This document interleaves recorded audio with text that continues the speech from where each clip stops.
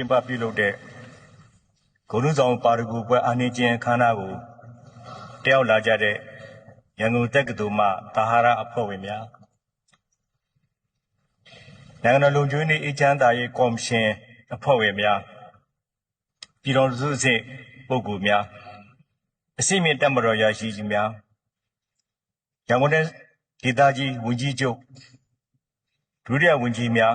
ပါမောက္ခချုပ်များအထူးဖိတ်ကြားထားတဲ့နိုင်ငံတကာတက္ကသိုလ်များကပါမောက္ခချုပ်များဂုဏ်ထူးဆောင်ပါမောက္ခဆရာကြီးဆရာမကြီးများပါမောက္ခများဖိတ်ကြားထားတဲ့ဧည့်သည်တော်များအားလုံးမင်္ဂလာပါလို့နှုတ်ခွန်းဆက်တာလိုက်ပါတယ်ရန်ကုန်တက္ကသိုလ်ရဲ့အစဉ်အလာနဲ့ညီဒီဘွန်းရင်းသမင်ခမ်းမကြီးမှာကျွန်တော်ကိုဂုဏ်ထူးဆောင်ပြည်သူ့ရေးရာစီမံခန့်ခွဲမှုပါရဂူပွဲအနှင်းတဲ့အတွက်ဝါသာဂရုမဆုံးဖြစ်ရပါတယ်ကျွန်တော်အတွက်ဒါမှကနိုင်ငံတော်ရဲ့အနာဂတ်ပညာရေးကဏ္ဍမြင့်တင်မှုမှာပဲအလွန်ပဲအရေးပါတဲ့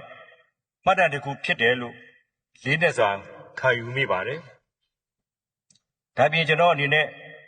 ဂုဏ်ထူးဆောင်ပါရဂူပွဲနဲ့တူအနာဂတ်နိုင်ငံတော်တည်ဆောက်ရေးမှာပုံမတာဝန်ရှိလာတယ်လို့လည်းခံယူမိပါတယ်အနာဂတ်နိုင်ငံခရီးလမ်းအတွက်ခွန်အားတစ်ခုလည်းဖြစ်ပါတယ်1922ခုနှစ်ကနေ2020ပြည့်နှစ်အထိဒီဘွယ်နင်းသဘင်ခါမာထဲမှာရဟန်းတော်များနိုင်ငံရခြားမှခေါင်းဆောင်များလူပုဂ္ဂိုလ်များအပါအဝင်စုစုပေါင်း82ဦးကိုဂုဏ်ထူးဆောင်ဘွဲ့အမျိုးမျိုးချီးမြှင့်ခဲ့ပြီးချီးမြှင့်ခဲ့တဲ့ဘွဲ့တွေဟာဂုဏ်ထူးဆောင်စာပေပါရဂူဘွဲ့ဂုဏ်ထူးဆောင်ဥပဒေပါရဂူဘွဲ့တွေဖြစ်တယ်ဆိုတာသိရပါတယ်ယဟန်တန်ဃာများဖြစ်တဲ့ဧကမပါတိတဗဒ္ဒတသီလနန္ဒာဘိဝန္တဗဒ္ဒန္တမာရာဘိဝန္တနဲ့ဗဒ္ဒတယန္တိတရတို့ကိုလည်းဂုဏ်ထူးဆောင်စာပေပါရဂူဘွဲ့တွေကိုချီးမြှင့်ခဲ့ပြီးနိုင်ငံတကာခေါင်းဆောင်များဖြစ်တဲ့ယူဂိုစလာဗီးယားနိုင်ငံသမ္မတမာရှယ်တီတိုနဲ့ဗီယက်နမ်သမ္မတဟူချီမင်းတို့ကိုဂုဏ်ထူးဆောင်ဥပဒေပါရဂူဘွဲ့တွေချီးမြှင့်ခဲ့တယ်လို့သိရပါတယ်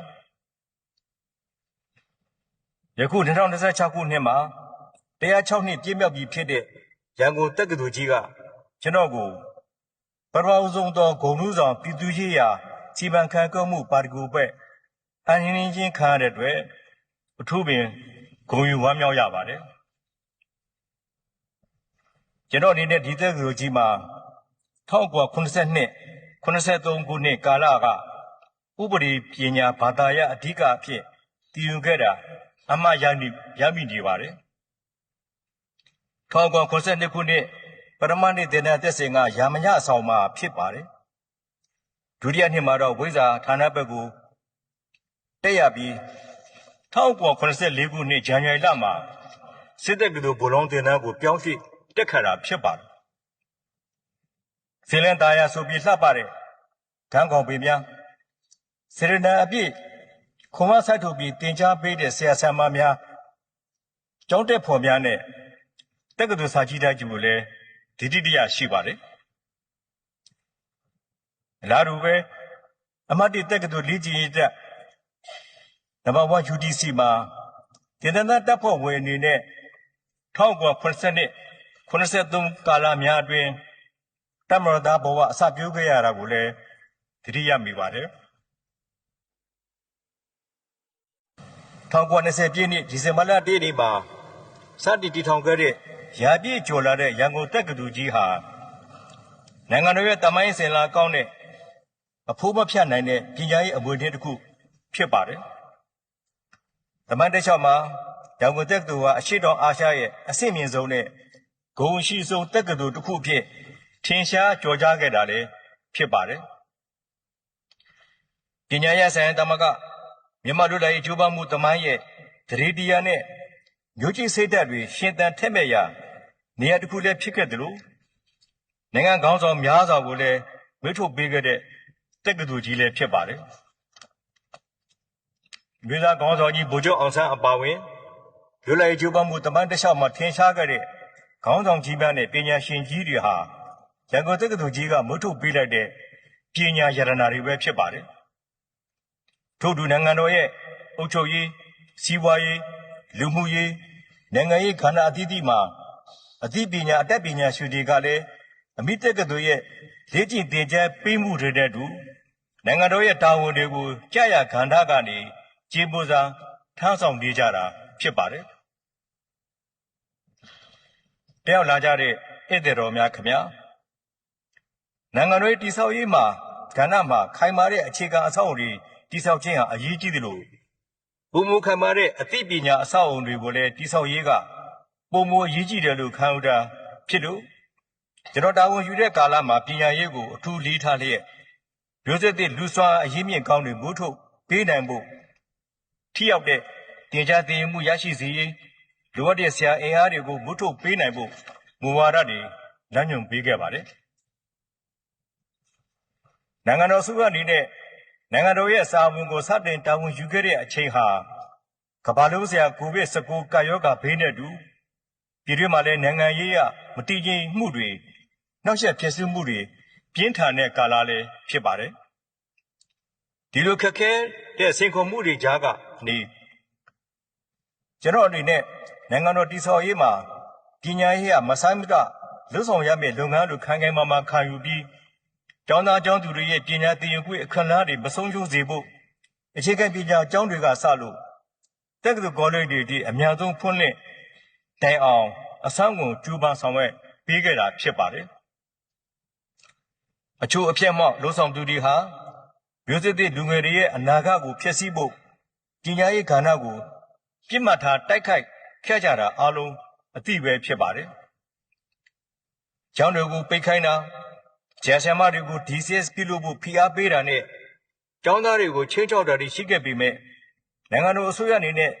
ပညာရေးရန်တရားရပ်တန့်မသွားစေဖို့နဲ့လုံခြုံရေးနဲ့စီမံခန့်ခွဲမှုတွေကိုအထူးဦးစားပေးဆောင်ရွက်ပေးခဲ့ပါတယ်ပညာသင်ကြားရေးဟာနိုင်ငံရေးရဲ့တစားကံဘရောမှမဖြစ်စေရဘူးဆိုတဲ့ခိုင်မာတဲ့ယက်တီချက်နဲ့ကျွန်တော်တို့လှုပ်ဆောင်ခဲ့တာလည်းဖြစ်ပါတယ်တစ္ဆာရှိပညာရေးဝန်ထမ်းအသီးသီးကလည်းမိမိတို့ရဲ့တပည့်များပညာအဆက်မပြတ်စေဖို့ဆွမ်းလွန်ဆန်းစားစွာနဲ့ကျူးပန်းဆောင်ရွက်ခဲ့လို့သာလက်ရှိအခြေအနေကိုရောက်ရှိလာခြင်းပဲဖြစ်ပါတယ်ဒီတက်လွယ်ကျေးဇူးတင်ဝမ်းမြောက်ဂုဏ်ယူရပါတယ်နိုင်ငံတကာရဲ့တိုးတက်မှုအနေမြင့်ဟာအဲ့ဒီနိုင်ငံမှာရှိတဲ့နိုင်ငံသားတွေရဲ့ပညာရည်သေးပေါ်မှာဓာတ်ရိုက်မူတည်နေတာလည်းဖြစ်ပါတယ်ပညာရေးဟာမိမိတို့တိုင်းရင်းသားပြည်သူတွေရဲ့ဝေဖန်ပန်းချနိုင်စွမ်းကိုမြင့်တင်ပေးပြီးမတူကွဲပြားမှုတွေကြားကနေစီးလုံးညီညွတ်မှုကိုဖော်ဆောင်ပေးနိုင်တဲ့တစ်ခုတည်းသောဆွမ်းအားစုလည်းဖြစ်ပါတယ်စင်မပီစည်းကမ်းပြေးဝတဲ့ပါတီစုံဒီမိုကရေစီစနစ်နဲ့ဖက်ဒရယ်စနစ်ကိုအခြေခံတဲ့ပြည်တော်စုကြီးပေါ်ထွန်းလာဖို့ဆိုတာနိုင်ငံတော်မှာအသိပညာအတတ်ပညာနဲ့ပြည့်စုံတဲ့နိုင်ငံသားတွေရှိဖို့ကအဓိကလိုအပ်ချက်ပဲဖြစ်ပါတယ်ပညာရေးကိုအပိမြင့်တင်တာဟာနိုင်ငံတော်ရဲ့အနာဂတ်အတွက်အမျက်ဆုံးစွန်သောရင်းနှီးမြှုပ်နှံမှုဖြစ်ပါတယ်ယနေ့အနှင်းတဲ့ဂုဏ်ထူးဆောင်ဘွဲကိုအတိမတ်ပြုခြင်းအပြင်နောက်လာမယ့်အနာဂတ်ကာလတွေမှာလည်းမြန်မာပညာရေးကဏ္ဍပုံမူမြင့်မားတိုးတက်စေဖို့နဲ့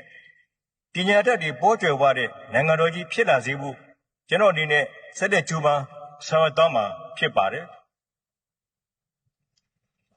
ကမ္ဘာမြေပေါ်မှာတန်ဆာတအလွန်ရှားပေပါပေမဲ့ပညာရေးကိုအရင်တည်ပြီး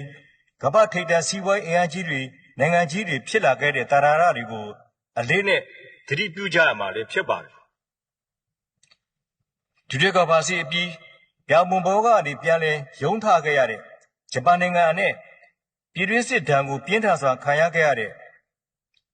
တောင်ကိုရီးယားနိုင်ငံတို့ရဲ့တိုးတက်ပြောင်းလဲမှုဖြစ်စဉ်တွေကိုကြည့်မယ်ဆိုရင်တဘာဝတန်ဇာတတဲ့ဒုသားအရေးမြင့်ဖုန်ဖူးတိုးတက်ရေးကိုသာအမျိုးသားရေးမဟာဗျူဟာဖြင့်အလေးထားချမှတ်ခဲ့တာကိုတွေ့ရှိရပါမယ်ဒါဟာနိုင်ငံတကာနိုင်ငံတနိုင်ငံရဲ့ဖုန်ဖူးတိုးတက်မှုဆိုတာရေပေါ်မြေရောတန်ဇာတတွေတဲ့နိုင်ငံသားတွေရဲ့အသိပညာအတတ်ပညာအရေးသေးပေါ်မှာပဲဓာတ်ရဲ့အချိုးကျမှီတည်နေတယ်ဆိုတာအထင်ရှားသက်သေပြနေတာပဲဖြစ်ပါတယ်